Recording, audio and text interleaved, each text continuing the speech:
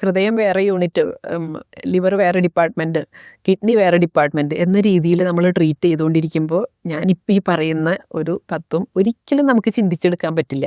നമ്മളെല്ലാവരും അമ്മയുടെ ഉദരത്തിൽ ഒരൊറ്റ കോശമുള്ള ഒരാളായിട്ട്, ഒരു സെല്ലുള്ള ഒരാളായിട്ട് ഇരുന്നിരുന്നതല്ലേ. ഇതിങ്ങനെ ഡിവൈഡ് ചെയ്ത് വീണ്ടും പെരുകി നമുക്ക് ഒരു രൂപം വന്നു.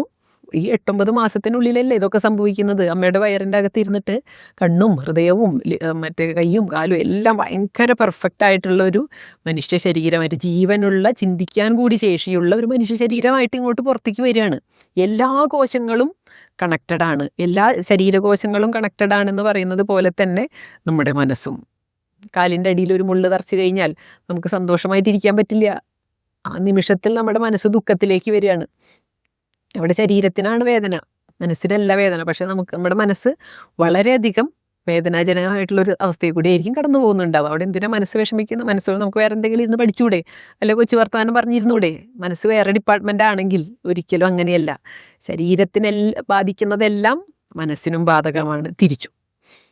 ഇപ്പോൾ ഒറ്റ കോശത്തിൽ നിന്നുണ്ടായ ശരീരം, ഒറ്റ കോശത്തിൽ നിന്നും ഇപ്പോൾ ഒരു തരത്തിലും സാമ്യമില്ലാത്ത ഗ്രൂപ്പ് ഓഫ് കോശങ്ങളായിട്ടാണ്, ഗ്രൂപ്പ് ഓഫ് ടിഷ്യൂസ് ആയിട്ടാണ് ഈ ഒരു സെല്ലിൽ നിന്നും ഉണ്ടായി വരുന്ന അവയവങ്ങൾ. ഇപ്പോൾ നമ്മുടെ ലിവറിലെ കോശങ്ങളുമായി യാതൊരു ബന്ധവുമില്ലാത്ത, സാമ്യവുമില്ലാത്ത ഒന്നാണ് ശ്വാസകോശത്തിലെ കോശങ്ങൾ. അതുമായി യാതൊരു ബന്ധവുമില്ലാത്ത ഒരു രൂപമാണ് നമ്മുടെ കിഡ്നിയിലെ കോശങ്ങൾക്ക്. അതുമായി യാതൊരു സാമ്യവും ഇല്ലാത്ത ഒന്നാണ് നമ്മുടെ ബ്രെയിനിലെ ന്യൂറോൺസ്. എല്ലാറ്റിൻ്റെയും സ്ട്രക്ചറും ഫങ്ഷനും എല്ലാം വളരെ വ്യത്യസ്തം.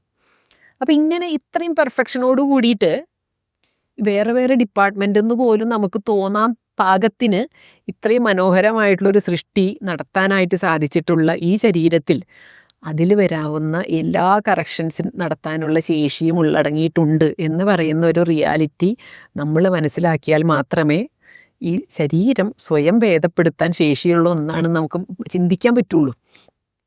കാരണം ഇങ്ങനെ ഒരു സൃഷ്ടി നമ്മുടെ ബുദ്ധി വെച്ചിട്ട് നമുക്ക് ചിന്തിച്ചെടുക്കാൻ പറ്റുന്ന ഒന്നല്ല. ഇത്രയും മനോഹരമായിട്ടൊരു സൃഷ്ടി, അതും ജീവനുള്ള, ചിന്തിക്കാൻ ശേഷിയുള്ള ഒരു മനുഷ്യൻ എന്ന് പറയുന്ന ഒരു അവസ്ഥയിലേക്ക് എത്തിക്കുക എന്ന് പറയുന്നത് നമ്മുടെ ബുദ്ധി വെച്ചിട്ട് നമുക്ക് സങ്കല്പിച്ചെടുക്കാൻ പറ്റുന്ന ഒന്നല്ല. അപ്പോൾ ഇവിടെ ഓരോന്നും അത്രയും പെർഫെക്ഷനോടുകൂടി മാത്രം നിർമ്മിക്കപ്പെടുന്നു, നമ്മുടെ ശരീരത്തിലെ സകലതും. ആ പെർഫെക്ഷൻ എന്ന് പറയുന്നത് ആണ് സന്തോഷം. അതിൻ്റെ ഒരറ്റമാണ് സന്തോഷം. ആ ഒരു പെർഫെക്ഷൻ എന്തെങ്കിലും ഒരു പ്രശ്നം വരുന്നു എന്ന് കണ്ടു കഴിഞ്ഞാൽ അപ്പം തന്നെ വീണ്ടും പെർഫെക്റ്റ് ആക്കാനായിട്ടുള്ളൊരു ശ്രമം ശരീരം നടത്തും. അതാണ് എന്ത്? രോഗം. ശരീരത്തിൻ്റെ ഈ പെർഫെക്റ്റ് ആക്കാനുള്ള ശ്രമത്തെയാണ് നമ്മൾ രോഗം എന്ന് പറയുന്നത്. ആ പെർഫെക്റ്റ് ആക്കാനുള്ള ശ്രമം നമ്മൾ തടയുന്നതാണ് എന്ത്? രോഗചികിത്സ. രോഗചികിത്സ എന്ന് പറഞ്ഞാൽ എന്താ? ഈ ശ്രമത്തെ തടയുമ്പോഴല്ലേ അവിടെ ഞാനിപ്പോൾ ഇതിൻ്റെ ചികിത്സ ചെയ്തുകൊണ്ടിരിക്കുകയാണ്. ഞാൻ ചികിത്സ ചെയ്യുന്നു എന്ന് പറഞ്ഞാൽ ശരീരത്തിൻ്റെ ചികിത്സയെ ചികിത്സിച്ച് ഭേദപ്പെടുത്താൻ നോക്കുന്നു. അവിടെ രണ്ട് നെഗറ്റീവ് അല്ലേ വരുന്നത്? ശരീരം ചികിത്സിച്ചുകൊണ്ടിരിക്കുന്നതിനെ മാത്രമാണ് വാസ്തവത്തിൽ നമ്മൾ അസ്വസ്ഥതകളായിട്ട് അനുഭവപ്പെടുന്നത്.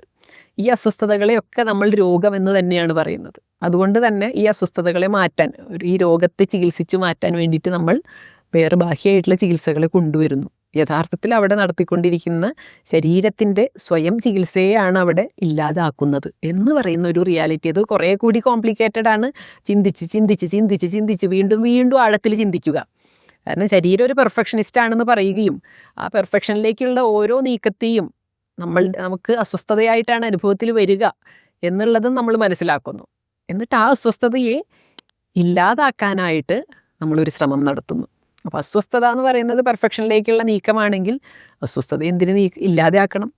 അസ്വസ്ഥത നമുക്ക് ബുദ്ധിമുട്ടുണ്ടാക്കുന്നതാണെന്നുള്ളതുകൊണ്ട് താൽക്കാലികമായിട്ടുള്ള സുഖത്തിന് എന്തെങ്കിലും ചെയ്യുക എന്നുള്ളതല്ലാതെ യഥാർത്ഥത്തിലുള്ള ശരീരത്തിൻ്റെ ശ്രമം നടപ്പിലാവാനായിട്ട് നമ്മൾ അനുകൂല അന്തരീക്ഷം ഉണ്ടാക്കി കൊടുക്കണ്ടേ?